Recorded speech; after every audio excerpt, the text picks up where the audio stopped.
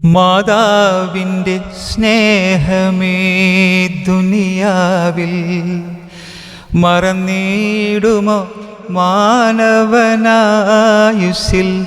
ഉമ്മ നൽകിയ സ്നേഹത്തിനതിരുണ്ടോ പകരം നൽകാനൊരു സ്നേഹമുണ്ടോ ഉമ്മ നൽകിയ സ്നേഹത്തിൻ അതിരുണ്ടോ പകരം നൽകാനൊരു സ്നേഹമുണ്ടോ? മുഹിയുദ്ദീൻ ഇബ്നു അഹ്മദ് അൽ മഖ്ദൂം. അങ്ങനെ പറഞ്ഞാൽ ഒരുപക്ഷെ പ്രേക്ഷകർക്ക് മനസ്സിലാവില്ല. അതേസമയം 700-ലധികം ഗാനങ്ങൾ സ്വന്തമായി എഴുതുകയും അതിന് സംഗീതം കൊടുക്കുകയും അത് ആലപിക്കുകയും ചെയ്ത്, അതേപോലെ 2000-ലധികം പാട്ടുകൾക്ക് സംഗീതം നൽകി. അങ്ങനെയുള്ള എക്സൽ വാഴക്കാട് എന്ന് പറഞ്ഞാൽ ഒരുപക്ഷെ പാട്ടാസ്വാദകർക്കൊക്കെ മനസ്സിലാവും. എക്സൽ മൊയ്തു വാഴക്കാട്. സംഗീത രംഗത്തേക്ക് ചെറുപ്പകാലത്ത് തന്നെ വരാനുള്ളൊരു സാഹചര്യത്തെക്കുറിച്ചാണ് അറിയേണ്ടത്. UP-യിലൊക്കെ പഠിക്കുമ്പോൾ തന്നെ ഞാൻ എഴുതും. വാഴക്കാട് ഗവൺമെൻറ് ഹൈസ്കൂളിലായിരുന്നു പഠിച്ചത്. UP ഹൈസ്കൂളൊക്കെ അവിടെ തന്നെയാണ് പഠിച്ചത്. ഞാൻ എപ്പോഴും ഏകാന്തതയിൽ ഒരു മൂഡായതുകൊണ്ട്. പക്ഷേ എനിക്ക് ഏറ്റവും പ്രിയപ്പെട്ട ചാലിയാർ, അതിൽ കളിച്ചും കുളിച്ചും വൈകുന്നേരമൊക്കെ അങ്ങനെയൊക്കെ അങ്ങനെയൊക്കെയുള്ള ഒരാളായിരുന്നു. അപ്പോൾ അവിടെ നിന്ന് കിട്ടുമ്പോൾ എന്തൊക്കെ എഴുതി വെക്കും ഞാൻ. ചിലപ്പോൾ 8ാം ക്ലാസ് എത്തിയപ്പോഴേക്കും എൻ്റെ ഫ്രണ്ട്സൊക്കെ, ഹൈസ്കൂളിൽ കയറിയപ്പോൾ തന്നെ എൻ്റെ ഫ്രണ്ട്സൊക്കെ എന്നെ പിടിച്ച് ഇങ്ങനെ പാട്ട് പാടിക്കും. അപ്പോൾ ആ കാലത്ത് ഇറങ്ങുന്ന പാട്ടുകൾ എന്ന് പറഞ്ഞാൽ സിനിമ പാട്ടുകളൊക്കെ എന്നോട് പാടിക്കും അവർ. ടീച്ചേഴ്സായാലും പാടിക്കും, ക്ലാസ് റൂമിൽ അല്ലെങ്കിൽ ഓഫീസ് റൂമിൽ. പിന്നെ യൂത്ത് ഫെസ്റ്റിവൽ മെയിൻ സിംഗർ ഞാനായി. അത് നമ്മുടെ പഴയ ദാസേട്ടൻ്റെ പാട്ടുകൾ, ഒരുപാട് പാട്ടുകൾ ഞാൻ പാടി. ഇന്നലെ ഒരു പലരോട് പറയാറുണ്ട് അന്ന് ഈ പാടുമ്പോൾ. ചില കുട്ടികളെന്നോട് പറയും, ഒരു 4 വരി എഴുതിത്തരിക്കും, എൻ്റെ ഒരു ഫ്രണ്ടിന് കൊടുക്കാനാണ്. അത് പെണ്ണാണ് ഫ്രണ്ടെന്ന് എനിക്കറിയില്ലായിരുന്നു. അപ്പോൾ ഒരു നോട്ട് ബുക്ക് കൊണ്ടുതരും. ആ നോട്ട് ബുക്ക് ഇപ്പോൾ അവളുടെ ആയിരിക്കാം, അതെനിക്കറിയില്ല. പ്രണയത്തെക്കുറിച്ച് 4 വരി, ഒരു 10 മിനിറ്റൊക്കെ എടുക്കും. ഇങ്ങനെ ആലോചിച്ച് നടക്കുമായിരുന്നു. ഞാൻ എഴുതി കൊണ്ട് കൊടുക്കും. അങ്ങനെ ഒരു കുട്ടി, കുറേ ആൾക്കാർ എഴുതി കൊടുത്തിട്ടുണ്ടായിരുന്നു കവിതയായിട്ട്. ഒരു കുട്ടി ഹെഡ് മാഷ് എടുത്ത് കൊണ്ട് കൊടുത്തു. അങ്ങനെ വിളിപ്പിച്ചു. അന്ന് ആ കുട്ടി ഹെഡ് മാഷ് എടുത്ത് കൊടുത്തതുകൊണ്ട് ഈ കുട്ടിയെ വിളിപ്പിച്ചു. അപ്പോൾ ഞാനല്ലാതെ അന്ന് എന്നെ മൊയ്തീൻ കുട്ടി എന്നെല്ലാവരും വിളിക്കുക. മുഹീദ്ദീൻ ഇബ്നു അഹ്മദ് അൽ മഖ്ദൂം പേരാണെങ്കിലും എനിക്ക് ആ പേര് ഓർമ്മയില്ലായിരുന്നു. കാരണം എന്നെ എല്ലാവരും മൊയ്തീൻ കുട്ടി എന്നാണ് വിളിക്കുക. ഞങ്ങൾ 3-4 മൊയ്തീൻ കുട്ടിമാർ അന്ന് ഉണ്ടായിരുന്നു. അങ്ങനെയാണ് ഹെഡ് മാഷ് എന്നെ വിളിപ്പിക്കുന്നത്. കാരണം അവനോട് ചോദിച്ചപ്പോൾ ഞാനല്ല മൊയ്തീൻ കുട്ടി എഴുതിയെന്ന് പറഞ്ഞു. അങ്ങനെ അവിടെ എത്തി, ഇനി പെൺകുട്ടിയൊക്കെ എഴുതി കൊടുക്കാമെന്ന് വെച്ചു. ഇല്ല സാർ, അത് അങ്ങനെ പറഞ്ഞു, അവൻ എഴുതി കൊടുക്കാമെന്ന് പറഞ്ഞു. ഓക്കെ, ഇനി മേലിൽ എഴുതി വെച്ചു. ഇല്ല സാർ, ഇനി എഴുതില്ല. പെൺകുട്ടിയെ കൊടുക്കുക വെച്ചില്ല എന്ന് പറഞ്ഞു. എന്നാൽ എഴുതണം, പെൺകുട്ടിയെ കൊടുക്കരുത്. നീ എന്താ എഴുതിയെന്ന് എനിക്കറിയാം ചോദിച്ചു. ആ വരിയൊന്നും എനിക്ക് ഓർമ്മയില്ല. ഇപ്പം അവന് ഓർമ്മ ഉണ്ടാവും. അവർക്ക് നല്ല അടി കിട്ടിയിട്ടുണ്ട്. അപ്പോൾ അന്ന് എഴുതി തുടങ്ങിയ, എന്നെ പ്രോത്സാഹിപ്പിച്ചതിൻ്റെ അന്ന് ഹെഡ് മാഷാണ്. ആ ഹെഡ് മാഷ് അന്ന് പറഞ്ഞത്, നീ എഴുതണം, എൻ്റെ അടുത്ത് കൊണ്ടു തരണം ആദ്യം, എന്നിട്ട് മറ്റൊരു കൊടുക്കാവുന്നത്. അത് ഞാൻ എഴുതി കൊണ്ടു കൊടുക്കുന്നതൊക്കെ അദ്ദേഹത്തിന് ഇതാവും. അപ്പോൾ അയാൾ പറഞ്ഞു, 8 ക്ലാസ് മുതൽക്ക് നിങ്ങൾ സംസ്കൃതം എടുക്കണം എന്ന് പറഞ്ഞു. ഞാൻ മലയാളം എടുത്തിരുന്നത്, സംസ്കൃതം എടുക്കണം എന്ന് പറഞ്ഞ് നിർബന്ധിച്ചു. അങ്ങനെ ഞാൻ സംസ്കൃതം പഠിക്കാൻ തുടങ്ങി. മാവൂരിലെ രാജശേഖരൻ, ഞങ്ങൾക്കൊരു ടീമുണ്ടായിരുന്നത്. അങ്ങനെ സംസ്കൃതത്തിൽ കുറേ ശ്ലോകങ്ങൾ, അപ്പോൾ അതിൻ്റെ വൃത്തങ്ങളൊക്കെ പഠിക്കാൻ പറ്റി. SLC കഴിഞ്ഞപ്പോൾ ഞാൻ പോയി, എൻ്റെ ലൈഫ് മാറി. ഞാൻ ഗോളിയൻസിൽ ജോലി ചെയ്തിരുന്നത്. 3 വർഷം സംസ്കൃതം പഠിച്ച് 10ാം ക്ലാസ് കഴിഞ്ഞു. പിന്നീട് നിങ്ങൾ ഗോളിയൻസിലേക്ക് ജോലിക്ക് വേണ്ടി പോയതാണ്? ജോലിക്ക് ക്ഷണിച്ചു, അങ്ങനെ പോയി. മൂസപ്പയുടെ കെയർ ആർട്ടിസ്റ്റായിട്ട്. ഞാൻ ആർട്ടിസ്റ്റാണ്, അതിൻ്റെ വരയ്ക്കായിരുന്നു, ബോർഡുകളൊക്കെ എഴുതുന്നത്. ഞാൻ എൻ്റേതായ ലൈഫ് എനിക്ക് കെട്ടിപ്പടിക്കാൻ വേണ്ടി ഞാൻ തന്നെ അധ്വാനിച്ചാണ് എല്ലാം ചെയ്യുന്നത്. എല്ലാവർക്കും അറിയും, ആൾക്കാർക്കൊക്കെ അറിയാം. ഞാൻ ബോർഡ് എഴുതിയിരുന്നു, വരയ്ക്കുമായിരുന്നു. ആളെ നോക്കി വരയ്ക്കാനൊന്നും ഇപ്പോൾ പറ്റുന്നില്ല. എന്നെ കലാകാരനാക്കിയതിൽ പ്രധാന പങ്ക് മാവൂർ CIT, അതിൽ പുരുഷേട്ടൻ എന്നെ കണ്ടെത്തിയെന്ന് തന്നെ പറയാം. പുരുഷേട്ടൻ അനിയൻ ജയരാജ് എഴുതുന്ന പാട്ടുകൾ, വിപ്ലവഗാനങ്ങൾ പാടിയാണ് ഞാനും മാവൂർ പുഷ്പ മുരളി ഒക്കെയാണ് ആദ്യം തൊട്ടിട്ട്. അവിടെ തൊട്ടാണ് സംഗീതം പഠിക്കാനുള്ള, അഭ്യസിക്കാനുള്ള അവസരം കിട്ടിയത്. അല്ല, അവിടെ ഒരു വിൻസെൻ്റ് മാഷുണ്ടായിരുന്നു. ഇപ്പോഴത്തെ ഒട്ടുമിക്ക കലാകാരന്മാരും വയസ്സായ കലാകാരന്മാരൊക്കെ ഗുരു അദ്ദേഹമാണ്. അദ്ദേഹത്തിനടുത്ത് ആദ്യം വന്ന് പെട്ടത്. പെട്ടി വായിച്ച് തന്നെ പാടി പഠിപ്പിക്കും. അവർ ക്ലാസ് എടുക്കാനായിട്ട് വന്ന ആളായിരുന്നു. അയാൾ തിരൂർക്കാരനാണ്. അദ്ദേഹമാണ് എന്നെ ആദ്യമായിട്ട് ഹിന്ദുസ്ഥാനി സംഗീതത്തിൽ കുറേ സംഗതികളൊക്കെ പറഞ്ഞു തന്നത്. പുരുഷൻ കടലുണ്ടി എന്ന മഹാ മനുഷ്യൻ്റെ അനുജൻ എന്നുള്ള സ്നേഹമായിരുന്നു എന്നോട്. അപ്പം പുള്ളിയുടെ അനുജൻ ബാബുരാജ് ഉണ്ട്, PK ബാബുരാജ്. ഇപ്പോൾ സിനിമാ സംവിധായകനാണ്. 5-6 പടങ്ങൾ ചെയ്തിട്ടുണ്ടാവും, അറിയാൻ മതി. കോഴിക്കോട് ഇതിൻ്റെ ആളാണ്. അതിനിടയ്ക്ക് ഞങ്ങൾക്ക് മിമിക്രി ഉണ്ടായിരുന്നു. മിമിക്രി എന്ന് പറഞ്ഞ ഫീൽഡ് ആദ്യം തുടങ്ങുന്നത് ഞങ്ങൾ KSN രാജ്, ശശിധരൻ മട്ടന്നൂർ, അതുപോലെ TRS ഞങ്ങളൊക്കെ ഒരുമിച്ചായിരുന്നു. മിമിക്രി ടീമായിരുന്നു ഒരു കാലഘട്ടം. TRS ഞാൻ കോഴിക്കോട് ഞങ്ങൾ കാണാറ്. ഞങ്ങൾ റൂം എടുക്കും മിമിക്രി ഷോ ഒന്നായിട്ട്. ഞങ്ങൾ 6 പേരാണ്. ഡെമോണൈസ് കാലിക്കറ്റ് എന്ന് പറഞ്ഞിട്ട് 6 പേരാണ്. ഈ KSN രാജിൻ്റെ വീട് തളിയിലാണ്, കോഴിക്കോട് തന്നെ.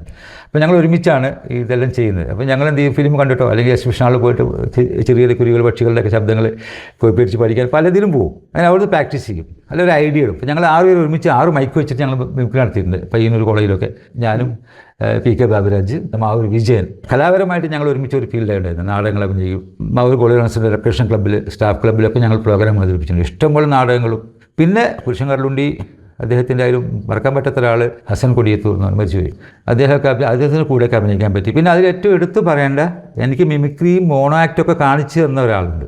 ഏതാണ്ട് എങ്ങനെ ചെയ്യുന്നത്, ആർ ഗോപിനാഥ് എന്ന് പറയും. അതിൽ കുറേ സിനിമകൾ അഭിനയിച്ചിട്ടുണ്ട്. ആർ ഗോപിനാഥാണ് എന്നെ മോണോ ആക്ട് പഠിപ്പിക്കുന്നത്, ഇരുത്തി പഠിപ്പിച്ചിട്ടുണ്ട്. പിന്നെ ഞങ്ങൾ അഭിനയിക്കുന്ന നാടകങ്ങളിൽ പലപ്പോഴും ബെസ്റ്റ് കോമഡിയനൊക്കെ കിട്ടിയിട്ടുണ്ട്. നമ്മുടെ VKG മെട്രോ ഉണ്ടായിരുന്നു, അഭിനയം എന്താണെന്ന് പഠിപ്പിച്ച ആളാണ്. അതൊക്കെ മരിച്ചുപോയി. അവരൊക്കെ എൻ്റെ കൂടെ ഉണ്ടായിരുന്ന ആൾക്കാരാണ്. പുരുഷൻ കടലുണ്ടിയുടെ നവധാര തിയേറ്റേഴ്സിൻ്റെ നാടകങ്ങളിലൂടെയാണ് ഞാൻ കലാവേദിയിലേക്ക് കടക്കുന്നത്. അവിടെ നിന്നാണ് എന്നെയും ബാബുരാജിനെയും പീർ മുഹമ്മദ് കൊടിയത്തൂർ നടന്ന പരിപാടിക്ക് സ്റ്റേജിലേക്ക് വിളിക്കുന്നത്, മിമിക്രി ചെയ്യാൻ വേണ്ടിയിട്ട്. അന്ന് കണ്ട പീർ മുഹമ്മദ് ഞങ്ങളെ പിന്നെ വിട്ടിട്ടില്ല. പീർ മുഹമ്മദ് വിയൻകുട്ടി മാഷ്, MP ഉമ്മർകുട്ടി, KS മുഹമ്മദ് കുട്ടി, ഒരുപാട് ട്രൂപ്പ് എനിക്ക് ഓർമ്മ കിട്ടുന്നില്ല. ജോളി അബ്രഹാമിൻ്റെ ഗാനമേളയിൽ പലപ്പോഴും മിമിക്രി നടത്തിയിട്ടുണ്ട്. വീട് രാജപ്പൻ ചേട്ടൻ്റെ ഗാനമേളയിൽ ഞാൻ മിമിക്രി നടത്തിയിട്ടുണ്ട്. അപ്പോൾ അന്നൊക്കെ മിമിക്രി ആർട്ടിസ്റ്റ് ആയിട്ടാണോ? പ്രൊഫഷണലായിട്ട് പാടുകയും ചെയ്യും. സ്ഥിരമായിട്ട് എല്ലാ സ്റ്റൈലും ഹിന്ദി പാട്ടുകൾ അല്ലെങ്കിൽ മലയാള സിനിമ പാട്ടുകൾ പാടുകയും ചെയ്യും. അതിനാണ് എന്നെ വിളിക്കുന്നത്. പിന്നീടാണ് ഞാൻ കാസർഗോഡ് എത്തുന്നത്. കാസർഗോഡ് എത്തിയ സമയത്ത് പിന്നെ കാഞ്ഞങ്ങാട് അസിസ്ഥാനിയുടെ കൂടെ കുറേ ഗാനമേളയിൽ പോയ സമയത്താണ് കാഞ്ഞങ്ങാട് രാമേന്ദ്രൻ സാറ്, കാഞ്ഞങ്ങാട് C. രാമേന്ദ്രൻ, അദ്ദേഹം സിനിമാ സംഗീത സംവിധായകനാണ്, സിനിമാ നടനാണ്. അദ്ദേഹത്തിൻ്റെ അടുത്താണ് പിന്നെ കുറച്ചെങ്കിലും എനിക്ക് സംഗീതമായിട്ട് കുറച്ച് ഒരു അടുപ്പം കിട്ടിയത്. അദ്ദേഹത്തിൻ്റെ കച്ചേരികളിലൂടെ എല്ലാ കച്ചേരിയിലും ഞാൻ പോകും, മിമിക്രി നടത്തും. ഇടയ്ക്കൊരു പാട്ട്, ഇപ്പോൾ മംഗലാപുരക്കാണെങ്കിൽ ഒരു ഹിന്ദി ആയിരിക്കും പറയുക, കാക്കറു സജിനി അല്ലെങ്കിൽ അങ്ങനത്തെ ഒരു ഹിന്ദി ദാസേട്ടൻ്റെ പാട്ടുകൾ അവർ ആവശ്യപ്പെടും. അതൊക്കെ ഇങ്ങനെ പാടി അവരുടെ കൂടെയൊക്കെ ഇങ്ങനെ നടന്നൊരു കാലം ഉണ്ടായിരുന്നു. വീടില്ല, കുടിയില്ല, വെറും പാട്ടും സംഗീതവും നാടകവും മാത്രം. ഈ മണൽക്കാട്ടിൽ ഈന്തതൻ ചോട്ടിൽ ഇന്നലെ ഞാനൊന്ന് മയങ്ങിയപ്പോൾ ഓമൽ കിനാവിൻ്റെ പൊന്നും ചിറകിൽ ഒപ്പന പാടി നീ പാറി വന്നു. ഈ മലനാട്ടിൽ മണിയറക്കൂട്ടിൽ ഇശലൊന്നു മൂളി ഞാൻ മിഴിയടച്ചപ്പോൾ ഒളിലെങ്കും സ്വപ്നത്തിൻ പൂമണിത്തേരിൽ ഒരു കെസ് മൂളി നീ പാറി വന്നു. ഈ കലാജീവിതത്തിൽ പിന്നീട് എനിക്ക് തോന്നുന്നത് ഒരു ഘട്ടം എന്ന് പറയുന്നത് PS ഹമീദുമായിട്ടുള്ള നിങ്ങളുടെ ചങ്ങാത്താണെന്ന് എനിക്ക് തോന്നുന്നത്. കാരണം അദ്ദേഹമാണ് SP യേശുദാസ്, ചിത്ര, വണിജറാം പോലുള്ള ആളുകളെ കൊണ്ട്, ലെജൻഡായിട്ടുള്ള ആളുകളെ കൊണ്ടൊക്കെ പാട്ട് പാടിപ്പിച്ചിട്ടുണ്ട്. അദ്ദേഹമായിട്ടുള്ള ബന്ധം എങ്ങനെയാണ്? ലെജൻഡ് എന്ന് പറഞ്ഞ ആളെ പറ്റി പറയാം. കാരണം മഹാകവിയാണ്, അതിലുപരി സംഗീതജ്ഞനാണ്, സംഗീതം അഭ്യസിച്ച ആളാണ്. ഒരുപാട് പാട്ടുകൾ സംഗീതം ചെയ്തിട്ടുണ്ട് അദ്ദേഹം. ആ വലിയ പ്രതിഭയുടെ കൂടെ അദ്ദേഹത്തിൻ്റെ വരികൾ ട്യൂൺ ചെയ്യാനുള്ള ഭാഗ്യം ഉണ്ടായിട്ടുണ്ട്. ഇപ്പോൾ അടുത്ത ചോദിച്ചാൽ പറയും, ആയിരക്കണക്കിന് പാട്ടുകൾ എക്സലൻ്റ് പാട്ട് ട്യൂൺ ചെയ്തിട്ടുണ്ട്, ഓർമ്മയുണ്ടാവുമെന്ന് വെച്ചു. അതിൽ കുറച്ചല്ലേ നമ്മൾ ഒന്ന് SP കൊണ്ട് പാടിച്ചു, അങ്ങനെയുള്ള കുറേ പാട്ടുകൾ ഇപ്പോൾ മാസ്കോസ് പാടിയിട്ടുണ്ട്. ദാസേട്ടനൊക്കെ പാടിയ ചില പാട്ടുകൾ അദ്ദേഹത്തിൻ്റെ അപാര കോമ്പോസിഷൻസാണ്. മംഗലാപുരം അവിടേക്കുള്ള മദ്രാസിൽ പോയൊക്കെ SP സാറിനും കൂടെ റെക്കോർഡ് ചെയ്യിച്ച SP മാണിച്ചേഞ്ചി പാടിയൊരു പാട്ടുണ്ട്. ഞങ്ങൾ രണ്ടുപേരും ചെയ്തൊരു ഗുണമാണത്. പക്ഷേ അദ്ദേഹത്തിൻ്റെ പേരിൽ അത് കാണുമ്പോൾ ഒരു സന്തോഷം എന്താണെന്നറിയോ?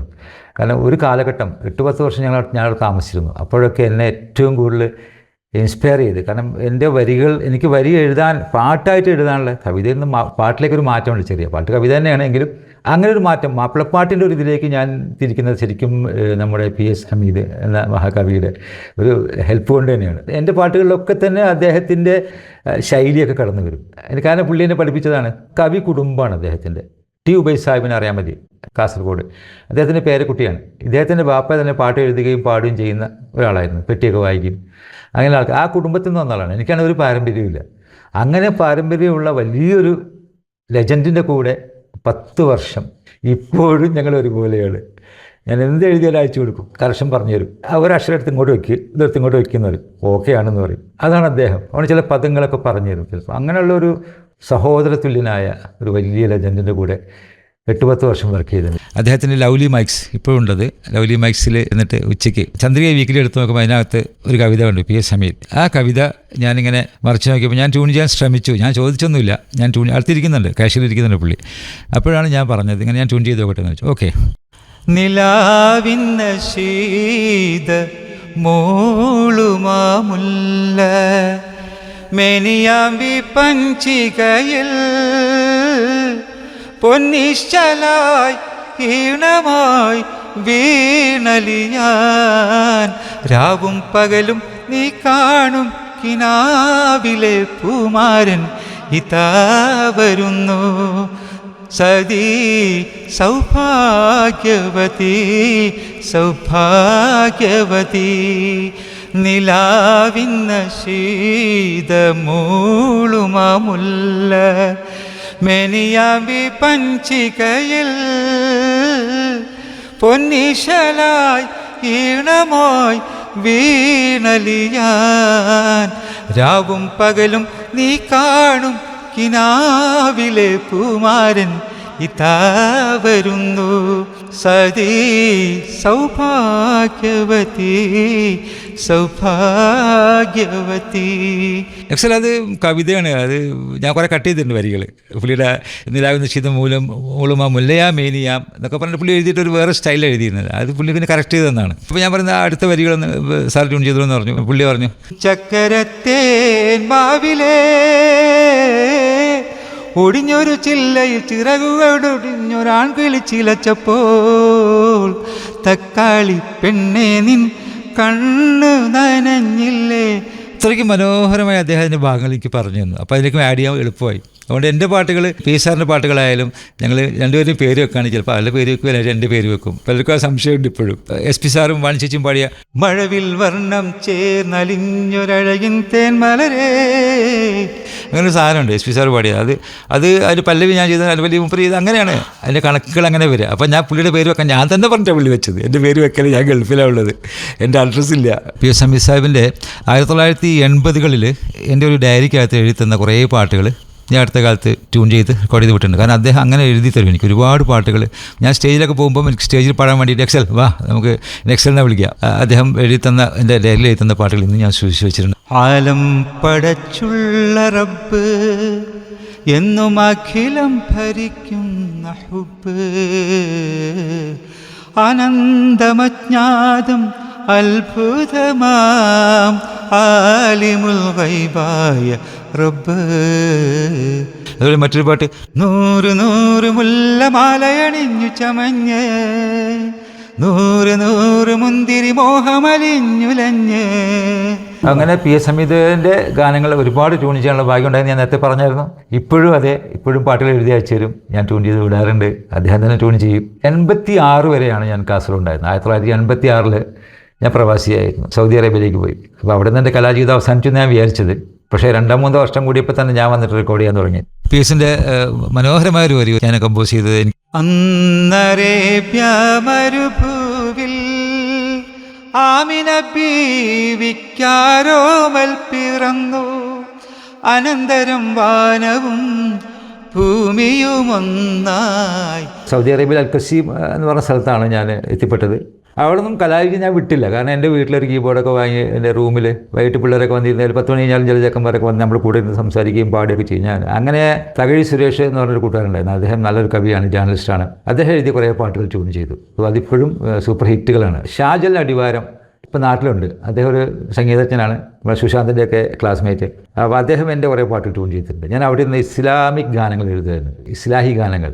അപ്പോൾ അവിടുത്തെ ഇസ്ലാമിക് സെൻറ്ററിലെ സൗദി അനുവദിച്ചു മ്യൂസിക്കില്ലാത്ത പാട്ടുകൾ എഴുതാൻ പറ്റുമെന്ന് ചോദിച്ചു. അങ്ങനെ ഞാൻ കുറേ പാട്ടുകൾ എഴുതിയിട്ടുണ്ട്. സൗദിയിൽ എഴുതാന്ന് പറഞ്ഞാൽ വെറുതെ അല്ല, സ്റ്റുഡിയോ പോയി റെക്കോർഡ് ചെയ്തിട്ട് കാസറ്റാക്കി തരും. ആ കാസറ്റ് നോമ്പ് കഴിഞ്ഞ് ഇതിനകത്ത് ഇറക്കുക, റിലീസ് ചെയ്യുക. ഇപ്പോൾ സലീം സുല്ലമി തുടങ്ങിയ കുറേ നല്ല ആൾക്കാർ എനിക്ക് സപ്പോർട്ട് ചെയ്തുകൊണ്ട് അറബികളെ പറഞ്ഞ് മനസ്സിലാക്കും ഓരോ വരികളും എഴുതിയതിനെക്കുറിച്ച്. അങ്ങനെ പക്കാ ഇസ്ലാമിക് ആയിട്ടുള്ള ഹദീസും ഖുർആനും ബന്ധപ്പെടുത്തിക്കൊണ്ടുള്ള ഒരുപാട് പാട്ടുകൾ എഴുതിയിട്ടുണ്ട്. ഒക്കെ സന്ദേശ ഗാനങ്ങളാണ്. അവിടെ നിന്നാണ് ഞാൻ മാതാവിൻ്റെ എഴുതുന്നത്. ഉമ്മ മക്കയിൽ മരിച്ച സമയത്താണ് അത് എഴുതുന്നത്. മക്കയിൽ ഹജ്ജിന് പോയപ്പോൾ ഉമ്മ മരിക്കുന്നത്. അവിടെ നിന്ന് തിരിച്ച് അൽക്കസീമിലേക്ക് വരുന്നത് കാറിലാണ്. അപ്പോൾ കാറിൽ വരുന്ന സമയത്ത് ഇരുന്നങ്ങനെ എഴുതിയതായിരുന്നു ആ പാട്ട്. അന്ന് ആ ട്യൂണ് മനസ്സിലില്ല. പക്ഷേ ട്യൂണ് പിന്നെ ഞാൻ ആപ്റ്റായത് ഇതിലേക്കാണ്, ഈ ട്യൂണിലേക്കാണ് ആപ്റ്റാവുന്നത്. അവിടെ എനിക്ക് മ്യൂസിക്കൊന്നും വായിച്ച് അവിടെ നിന്ന് പാടാൻ പറ്റില്ല. വലിയ പണ്ഡിതന്മാർക്ക് പോലും ഇഷ്ടപ്പെട്ട കുറച്ച് വരികൾ. പിന്നെ അത് OI ബഷീറാണ് റെക്കോർഡിൽ പാടിയത് 1988. പരദേശി ഞാനൊരു പരദേശി, പാരിതിൽ ഞാനൊരു പരദേശി, ജനിമൃതിക്കിടയിലൊരൽപ്പനേരം പരീക്ഷണമാണെൻ്റെ ജീവിതം, പരലോകമാണെൻ്റെ ദേശം. അപ്പോൾ അങ്ങനെ ഇസ്ലാഹി ഗാനങ്ങളിൽ അർത്ഥവത്തായ കുറേ വരികൾ, അതിൽ വിമർശനങ്ങളും ഉണ്ടായിട്ടുണ്ട്. ചില യാഥാസ്ഥികതയ്ക്ക് എതിരായിട്ട് ഞാൻ എഴുതിയപ്പോൾ അത് ഭയങ്കര വിമർശനം വന്നിട്ടുണ്ട്. ദുബായിലൊക്കെ ഒരു കാസറ്റ് കട കത്തിച്ചിട്ടൊക്കെ ഉണ്ട്. ആ ചരിത്രം വലിയ ചരിത്രമാണ്.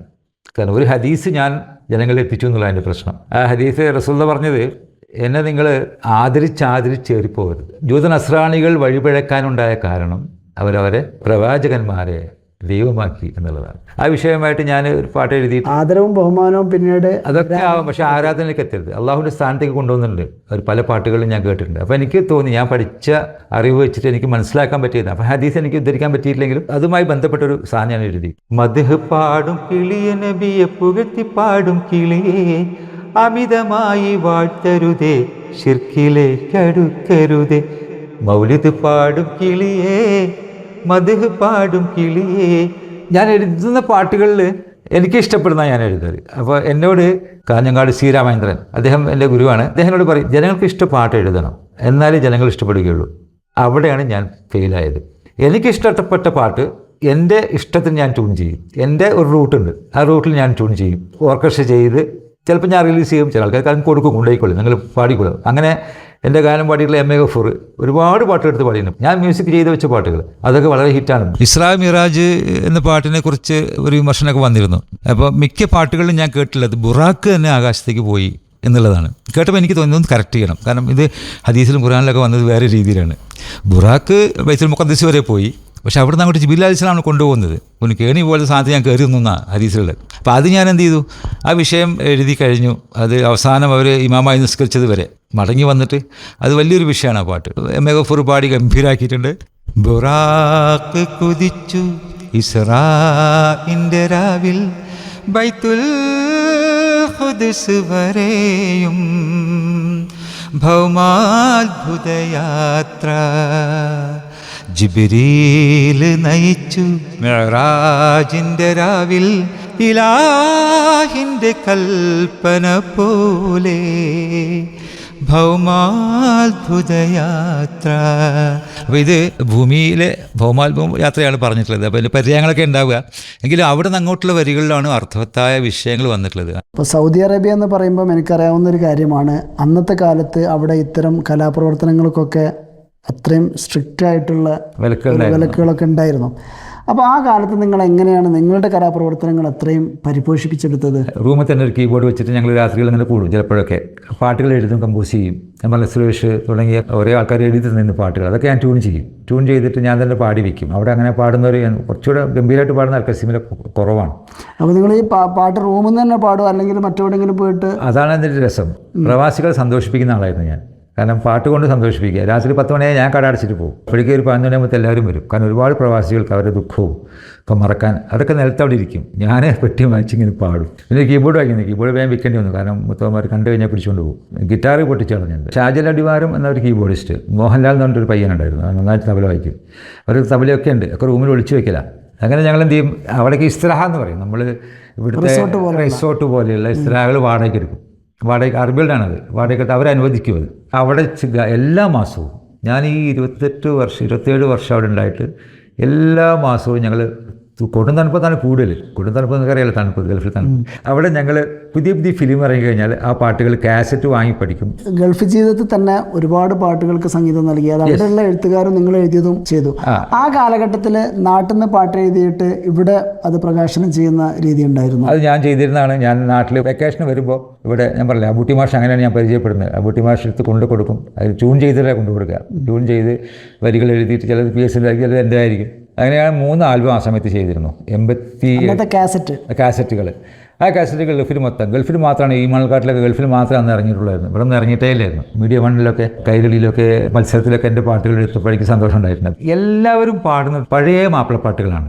ഇറക്ക മുതൽക്ക് മൂസക്ക മുതൽക്കുള്ള ഇവർ പാട്ടുകൾ മാത്രം പാടാനുള്ള കാരണം എന്ന് വെച്ചാൽ അത് മനസ്സിൽ കയറി കഴിഞ്ഞു ആൾക്കാർക്ക്. അതിലാണ് എപ്പോഴും പിന്നെ മിസിരിയിലെ അങ്ങനെ പാടുമ്പോഴേക്കും ആൾക്കാർ ആഹാ ഈ ഒരു ലെവലാണ്. ഇപ്പോൾ ഏവിക്ക എനിക്ക് അറിയുന്ന ആളാണ്. ഏവിക്കയുടെ പാട്ടുകളുണ്ടല്ലോ, പകലിൻ നിശാനി ആലം, അതൊക്കെ അയാൾ പാടുമ്പോൾ ഇന്നും ആൾക്കാർ ആ പാട്ടെടുത്ത് പാടുന്നത്. ഞാൻ ഇന്ന് വ്യത്യസ്തമാണ്. അതുകൊണ്ട് എൻ്റെ പാട്ടുകളൊന്നും ഒരു ജനങ്ങളിലേക്ക് എത്തിയിട്ടില്ല എപ്പോഴും. ഇപ്പോൾ സോഷ്യൽ മീഡിയ ഉള്ളതുകൊണ്ട് കുറച്ച് പേര് എന്നെ കാണുന്നുണ്ട്. അപ്പം പോപ്പുലറായിട്ട് ആൾക്കാരാണ് സാധാരണ ചാനൽ വിളിക്കുക. പക്ഷെ അതേ സമയത്ത് നിങ്ങളുടെ പാട്ട് കണ്ടസ്റ്റന്റ് പാടുന്നുണ്ടല്ലോ. ഉണ്ടല്ലോ, 2-3 പാട്ടുകളല്ലേ ഉള്ളൂ. അതിനേക്കാൾ ഹിറ്റായ മനോഹരമായ പാട്ടുകളുണ്ട്. കാരണം അത് പി സമീർ സാഹിബ് എഴുതിയത് കൊണ്ട് അവരെടുത്ത് പാടുന്നു. അല്ലെങ്കിൽ ഇലാഹി എന്നുള്ള ഞാൻ എഴുതിയതാണ്, പക്ഷേ സംഗീതം ചെയ്തത് ഷാജിൽ അടിവാരാണ്. ഇപ്പോൾ ഈ മണൽക്കാട്ടിലെ അബുട്ടിയുടെ പേരാണ് ഇപ്പോൾ ഉള്ളത്, ചാനലിലൊക്കെ ചർച്ച ആണെന്നാണ്. കാസറ്റ് മുളിൻ്റെ പേരാണുള്ളത്. ആ പാട്ട് ശരിക്കും സംഗീതം ചെയ്തത് ഞാൻ തന്നെയാണ്. പുള്ളിക്കറിയാം. പക്ഷേ മ്യൂസിക് കൂടെ ചെയ്യുമ്പോഴാണ് സംഗീത സംവിധാനം. ഞാൻ മ്യൂസിക് ചെയ്തിട്ടുണ്ട് ഇഷ്ടം പോലെ, പക്ഷേ പുള്ളിയുടെ ഉള്ളിൽ എനിക്കത് ചെയ്യാൻ കഴിയില്ല. പുള്ളി വളരെ ലെജൻഡ് തന്നെ പറയാം. എത്രയോ വർഷമായിട്ട് ഒരുപാട് പാട്ടുകൾ ഇപ്പോൾ സിനിമ ചെയ്തിട്ടുണ്ട് കുറേ പാട്ട്. അദ്ദേഹത്തെ ഒന്നും ഞാൻ ഓവർടേക്ക് ചെയ്യാൻ ഉദ്ദേശിക്കുന്നില്ല. 25 വർഷക്കാലത്തോളം ഗൾഫിൽ ജീവിച്ചു, അതിനുശേഷം നാട്ടിലേക്ക് വന്ന് പിന്നീട് എങ്ങനെയായിരുന്നു ഈ പാട്ട് ജീവിതം? ഒരുപാട് സൗഹൃദങ്ങളുണ്ട് എനിക്ക്. ഞാൻ ഗൾഫിൽ നിന്ന് വരുമ്പോഴൊക്കെ റെക്കോർഡ് ചെയ്യുമ്പോഴും കോഴിക്കോട് അന്ന് ഫുൾ റെക്കോർഡിംഗ് ആണ്. 10-12 പേര് ഒരുമിച്ച് തന്നെ വായിക്കണം. ആ ഒരുമിച്ച് വായിക്കുമ്പോൾ തന്നെ ഞാൻ പാടിക്കൊള്ളണം. അപ്പോൾ ആദ്യം ഇതൊക്കെ സെറ്റ് ചെയ്ത് പപ്പട്ടി മാഷൊക്കെയാണെങ്കിൽ നൊട്ടേഷൻ കൊടുക്കും എല്ലാവർക്കും. അന്ന് കമ്പ്യൂട്ടറൊന്നും കണ്ടുപിടിക്കാത്ത ഒരു കാലത്തിൽ നമ്മൾ പാടിയിരുന്നു. ഒരു ചെറിയ തെറ്റ് പറ്റിയാൽ അപ്പം മൊത്തം ആദ്യമേ പാടണം. അങ്ങനെ റെക്കോർഡ് ചെയ്ത് ചെയ്ത കുറേ ആൽബങ്ങളുണ്ട്. ഒരിക്കലെങ്കിലും നീ വരുമോ, മറക്കാനെങ്കിലും നീ വരുമോ, ഒരിക്കലെങ്കിലും നീ വരുമോ, നിന്നെ മറക്കാനെങ്കിലും നീ വരുമോ. സോഷ്യൽ മീഡിയയിൽ ഇപ്പോൾ നോക്കിയിട്ടുണ്ടെങ്കിൽ നിങ്ങളുടെ ആ ഉമ്മയെക്കുറിച്ചുള്ള പാട്ട് ഒരുപാട് ആളുകൾ ലിപ്പ് കൊടുത്തിട്ട് ഇങ്ങനെ പാടുന്നുണ്ട്. അപ്പം പലർക്കും ഇത് ആരാ പാടിയതെന്ന് പോലും അറിയില്ല, ആരെഴുതിയതാണ് ഒന്നും അറിയാത്തൊരവസ്ഥയുണ്ട്. പക്ഷെ ഇങ്ങനെയൊക്കെ ആയിട്ടും എക്സൽ വാഴക്കാട് എന്ന് പറഞ്ഞ വ്യക്തി എവിടെയും എത്തിയിട്ടില്ല, അംഗീകാരം കിട്ടിയിട്ടില്ല എന്നുള്ളൊരു തോന്നൽ ഇല്ല എപ്പോഴും തോന്നിയിട്ടില്ല. അംഗീകാരത്തിന് വേണ്ടി ഞാൻ പാട്ട് എഴുതാറുമില്ല, പൈസയ്ക്ക് വേണ്ടി ഇതുവരെ എഴുതിയിട്ടില്ല. ഞാൻ കലയെ വിറ്റിട്ടില്ല ഇതുവരെ. കല ചെയ്യിക്കാൻ പൈസ കൊടുത്തിട്ടുണ്ടാവാം ഒന്ന്. രണ്ടാമത്തെ വിഷയം നിങ്ങൾ പറഞ്ഞതിൽ ഒരു പോയിൻ്റ് ഉള്ളത്, ഈ മാതാവിൻ്റെ സ്നേഹം എന്നുള്ളത്. ആ വരികളും പഴയ റഫി സാഹിബിൻ്റെ ട്യൂണും ഏതൊരാളെ ആകർഷിക്കും. ആ പാട്ട് ഇറങ്ങിയ ശേഷം ഒരുപാട് സൗഹൃദങ്ങൾ എനിക്ക് ഉണ്ടായിട്ടുണ്ട്. അതിന് കാരണം എന്ന് പറഞ്ഞാൽ അവരൊക്കെ ആ പാട്ട് കേട്ടിട്ട് രാത്രി ഉറങ്ങുമ്പോൾ കേൾക്കും, രാവിലെ കേൾക്കും. ഇന്ന് എക്സൽ 3 പ്രാവശ്യം കേട്ടു. ഒത്തിരി പേര് എനിക്ക് വിളിച്ചിട്ടുണ്ടായിരുന്നു. അത് സ്വന്തം മാതാവിൻ്റെ മരണം, അതെ മരിച്ച് മറവ് ചെയ്ത് വരുമ്പോഴാണ് ആ പാട്ട് എഴുതിയത്. അതാർക്കും അറിയില്ല. എൻ്റെ അനിയനറിയാം, അനിയൻ്റെ കൂടെ ഉണ്ടായിരുന്നു. ഉമ്മ നാട്ടിൽ നിന്ന് ഹജ്ജിന് അങ്ങോട്ട് വന്നു, അളിയൻ എല്ലാവരും പോയി. 9 ആൾ ഇവിടെ നിന്ന് യാത്ര ചെയ്ത് ഒരു വണ്ടിയിൽ 7 ആൾ പോയി, 2 പേര് ബാക്കിയായി. പക്ഷെ ഉമ്മയ്ക്കൊന്നും പരിക്കൊന്നും കാണുന്നില്ല. പേടിച്ച് വെച്ചാണെന്ന് പറയുന്നത്. GMC ആയിരുന്നു വാഹനം. അതിൽ 9 പേരുണ്ടായിരുന്നു, ഡ്രൈവർ അടക്കം 10 ആൾ. ഈ ഡ്രൈവർ 3-4 ദിവസമായിട്ട് ഉറങ്ങിയിട്ടില്ല. അത്ര അവർക്കൊന്നും അറിയില്ലായിരുന്നു. മരിച്ച വിവരം കിട്ടി ചെന്ന് നോക്കുമ്പോൾ ഇങ്ങനെ കണ്ടത്. ട്രാക്കിന് മുകളിൽ കയറി മറിഞ്ഞ് പോയി. ഡ്രൈവർക്കൊന്നും പറ്റിയില്ല, 2 പേര് ബാക്കിയായി. ഞങ്ങൾ വന്ന് ഏറ്റുവാങ്ങി തിരിച്ച് അവിടെ ജനത്തുൽ മഹൽ മറവ് ചെയ്തു. തിരിച്ചു പോരുന്നത് ഒരു 3 മണിക്കൊക്കെയാണ്. തവാഫൊക്കെ കഴിഞ്ഞ് തിരിച്ചു പോകുന്നു. അപ്പോഴാണ് എനിക്ക് ഒരുപാട് സങ്കടം തോന്നി. കാരണം ഉമ്മ അത്രയ്ക്ക് പ്രിയപ്പെട്ടതാണ് എല്ലാവർക്കും. അങ്ങനെയാണ് ആ പാട്ട് എഴുതാനുണ്ടായ കാരണം. സൗദി അറേബ്യയിലെ മിക്ക സ്ഥലത്തും ഞാൻ ഗാനമേളയിൽ പാടിയിട്ടുണ്ട്. ഏറ്റവും കൂടുതൽ ജിദ്ദയിലായിരിക്കും പാടിയിട്ടുണ്ടാവുക. ജമാൽ പാഷ, കരീമ അവരുണ്ടായിരുന്നു. പിയർക്കൻ്റെ കൂടെ എത്ര വർഷം ഉണ്ടായിരുന്നു? 10 വർഷം. 10 വർഷം. 10 വർഷം. പിയർക്കയെ കുറിച്ച് പറയാറുള്ളത് പിയർക്ക സംഗീതം പഠിച്ചിട്ടില്ല എന്നുള്ളത്. വേണ്ടല്ലോ. പീർക്കയുടെ ഉപ്പ വലിയ പാട്ടുകാരനായിരുന്നു. സംഗീത കുടുംബത്തിൽ വളർന്ന ആളാണ് അയാൾ. സ്നേഹനിധിയായ ഒരു ജ്യേഷ്ഠൻ എന്ന് ഞാൻ പറയും. 2 വയസ്സായിട്ട് വ്യത്യാസമുള്ള ഞങ്ങൾ തമ്മിൽ. ഇപ്പം മരിക്കുമ്പോഴും എന്നെ ലാസ്റ്റ് ഞാൻ ഗൾഫിൽ നിന്ന് 1.5 ഇവിടെ നിന്ന് കണ്ടിരുന്നു, കൊണ്ടോട്ടി വെച്ചിട്ട്. അപ്പം അദ്ദേഹത്തിന് വേണ്ടിയിട്ട് 3 പാട്ട് PS ഞാൻ ട്യൂൺ ചെയ്ത് വെച്ചിരുന്നു. കരിമീശക്കാരനെ മെഹനാസിൻ പൊന്നല്ലേ, കവിളത്ത് മറുകുള്ള മാൻ കണ്ണിയല്ലേ. എന്തോ ഒരു ട്യൂണാക്സൽ എൻ്റെ സ്റ്റൈലിലാണ് നീ ചെയ്യുന്നത് അറിയും. സാധാരണ പീർക്കൻ്റെ പാട്ട് കേട്ടാൽ ഞാൻ വളരുന്നത്. ഒരുമിച്ചുള്ളത് 2-3 വയസ്സിന് കുറവുള്ളതെങ്കിലും കൂടി ഞങ്ങൾ ഇങ്ങനെയാണ്. അതുപോലെ ഋജു സഭാ തളിർ കുളിർ കാറ്റേ, റൗദയെ തഴുകി വരും കാറ്റേ, ഇല്ലായ്മയിൽ നിന്നും ലോകത്തെ പടച്ച അല്ലാൻ്റെ ഖുദ്റത്ത് നീ കേട്ടോ. ഇത് പീർക്ക ട്യൂൺ ചെയ്യുന്ന സമയത്ത് എൻ്റെ ഓർമ്മ വളരെയതുകൊണ്ട് പല ഓർമ്മകളും ഞാൻ പോകുന്ന. കാരണം എന്ന് പറഞ്ഞാൽ എഴുതി കഴിഞ്ഞിട്ട് അത് അവിടെ ഇരുന്നിട്ട് കുറേ സമയം പല ടൈപ്പിലും മൂളി വെക്കും. ഇതങ്ങ് ഇഷ്ടപ്പെട്ടു. അപ്പോൾ വീട്ടിൽ പറഞ്ഞിട്ടുണ്ടായിരുന്നു. ഞാൻ ഇപ്പോൾ ചോദിച്ചാൽ പറഞ്ഞു അതിൻ്റെ ഓർക്കസ്ട്ര ചെയ്തു ഞാൻ തന്നെ പറഞ്ഞു. ഇപ്പം നാളെ പ്രോഗ്രാമുണ്ട് എക്സൽ വാ എന്ന് പറയും. ഞാൻ ട്രെയിനിൽ എത്തിയിട്ട് വന്നിട്ട് അവിടെ വീട്ടിൽ ക്യാമ്പ് ചെയ്യും. ചിലപ്പം വൈകുന്നേരം ആയിക്കല്ലേ രാവിലേക്കും പോവുക. അല്ലെങ്കിൽ പിറ്റേ സാഹിബ് അവിടെ ബെഡിൽ കിടന്ന് ഇങ്ങനെ എഴുതും. അപ്പോൾ ആ മൂഡൊക്കെയാണ് എൻ്റെ മൂഡ്. പീർക്കയുടെ ശൈലി എൻ്റെ എല്ലാ പാട്ടിലുണ്ട്. പീർക്കൊക്കെ ഒരു ശൈലി ഉണ്ടായിരുന്നു. കണ്ണീരും ചിരിയും കൊണ്ടു രചിച്ചതാ ജീവിതമൊരു നാടകം, എവിടെയും കഥനമതിൻ നായകൻ. എക്സൽ വാഴക്കാട് എഴുതിയ പാട്ടുകളും അതേപോലെ സംഗീതം ചെയ്തതൊക്കെ വേറെ തന്നെ ഒരു ശൈലിയിലാണ്. സാധാരണ മാപ്പിളപ്പാട്ട് എന്ന് നമ്മൾ പറയുന്ന സമയത്ത് നമ്മുടെ മനസ്സിലേക്ക് ഓടി വരുന്നൊരു ചിത്രമുണ്ട് മാപ്പിളപ്പാട്ടിനെ കുറിച്ച്. ആ രീതിയിലുള്ള പാട്ടുകളൊന്നും ചെയ്തിട്ടില്ല. പക്ക മാപ്പിളപ്പാട്ടിൻ്റെ പദങ്ങൾ ഉപയോഗിച്ച് മോയിൻകുട്ടി വൈദ്യരൊക്കെ എഴുതിയിട്ടുള്ള പാട്ടുകളൊന്നും ഞാൻ എഴുതിയിട്ടില്ല. അതിൽ ഭയങ്കര വൃത്തവും അതിൻ്റെ ഒരു സംഭവം വേറെ തന്നെയാണ്. കാരണം ആ കാലഘട്ടത്തിലെ പദങ്ങളാണ് അതിൻ്റെ ഭംഗി. തമിഴിൽ ചൊവ്വയുള്ള ശങ്കരഭാഷ എന്ന് പറയുന്നതാണ്. അപ്പോൾ അതിലിപ്പോൾ എഴുതുന്നവരുണ്ട്. എനിക്കൊരു പുതിയ സ്റ്റൈൽ എന്തുകൊണ്ടായിക്കൂടാ എന്നുള്ളൊരു വാശിയാണ്. അതിപ്പോൾ എനിക്കെൻ്റെ സ്വന്തം എന്നുള്ളതല്ല, എല്ലാവരും ചെയ്യുന്നുണ്ട്. അപ്പോൾ ഞാൻ ആദ്യം കേൾക്കുന്നത് മെഹ്റാജ് രാവിലെ കാറ്റേ, എൻ്റെ ഗുരുതുല്യനായ ചാന്ദ് ഭാഷ, അദ്ദേഹം അത് കഴിഞ്ഞ് മൂസ എറഞ്ഞോളി മൂസക്ക ഞങ്ങൾ ഒരുമിച്ച് ഒരുപാട് സ്റ്റേജിൽ പോയി. അത് കഥ പറയുകയാണെങ്കിൽ ഒത്തിരി പറയാനുണ്ടാവും. കാരണം പല സ്ഥലത്തും പോയാൽ അന്നൊന്നും വാഹനമില്ല, പറയാൻ ഫോണും കിട്ടൂല. അപ്പം ഗാനം കഴിഞ്ഞാൽ 2 മണി 3 മണിയൊക്കെ ആവും. അപ്പോൾ റെയിൽവേ സ്റ്റേഷനിലോ ഒരു ഇന്ത്യൻ എക്സ്പ്രസ് വായിച്ച് അവിടെ ഇരിക്കും. അവിടെ നിന്ന് ഉറങ്ങും, ചിലപ്പോൾ ഉറങ്ങില്ല. അങ്ങനെ മൂസക്കയുടെ പോലത്തെ ഒരുപാട് ചരിത്രങ്ങൾ ഞങ്ങൾക്ക് പറയാനുണ്ടാവും. ഇപ്പോൾ അടുത്ത് കണ്ടപ്പോൾ പറഞ്ഞിരുന്നു, ഇപ്പം നീ പ്രവാസി ആയില്ലായിരുന്നെങ്കിൽ എൻ്റെ മേലെ പോകുമായിരുന്നു, കാരണം നീ എല്ലാം ചെയ്യുന്ന ആളാണ്. MA ഗഫൂർ പുള്ളി അങ്ങനെ കുറേ പാട്ടുകൾ പാടിയിട്ടുണ്ട്. എൻ്റെ പറയല് എക്സലിൻ്റെ പാട്ടാണ് ഏറ്റവും നന്നായിട്ട് പാടിയിട്ടുള്ളത്. ഏറ്റവും മനോഹരമായ പാട്ടിൽ എക്സലിൻ്റെ പാട്ടിലെന്ന് പറയും. ഷമീർ പട്ടൂർമാൽ 2 പാട്ട് പാടിയിട്ടുണ്ട്. സിന്ധു പ്രേംകുമാർ, അതുപോലെ സിബില സദാനന്ദ് തുടങ്ങിയ ഒട്ടനവധി. ഇപ്പോൾ രഹന, കണ്ണൂർ ഷെരീഫ് 2 പാട്ട് പാടിയിട്ടുണ്ട്. ഇളമറ സിദ്ദീഖ് അവർ ഈ മണൽക്കാട്ടിൽ വീണ്ടും റീമിക്സ് ചെയ്ത് പാടുകയുണ്ടായി. ഇപ്പോൾ അസീസ് താനരി കാസർഗോഡ് എത്തിയ ശേഷമാണ് അവരോട് ബന്ധപ്പെടുന്നത്. കാഞ്ഞങ്ങാട് രാമദേട്ട് MP ഉമ്മർകുട്ടി മാപ്പിളപ്പാട്ട് എന്നെ പീർക്ക വിളിച്ച സമയത്ത് തന്നെ എന്നെ വിളിച്ചു തുടങ്ങിയത്.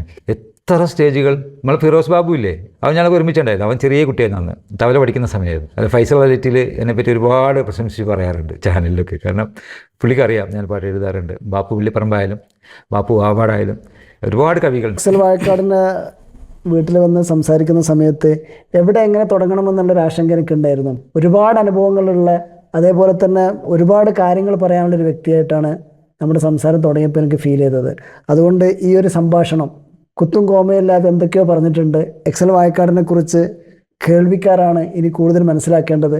ഇത്രയും നേരം ഇങ്ങനെയൊക്കെ സംസാരിച്ച് ഒരുപാട് അനുഭവങ്ങൾ പറഞ്ഞതിന് നന്ദി, നമസ്കാരം.